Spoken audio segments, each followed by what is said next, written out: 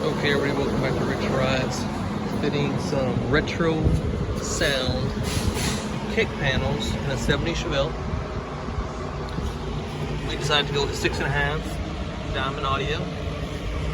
Just let everybody know they only fit 2-inch, which the diamond audio are 2.25. And there was a little brace that was right here in the middle, which stopped it from going in. Took a body saw, hacked it off. Now they fit perfectly. On this side it was easy. The driver's side you had to cut a little more. Let's see if I can show it to you from right here. So you had to kind of cut in, like going that way and up. That side needed more going towards the firewall, which was super easy with the body saw.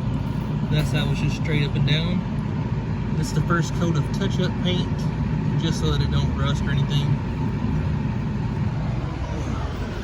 But that's what you gotta do to make it a 6.5 inch. Also, when you get these, they're already pre-cut for a 5.5 or 5.25, whatever it is.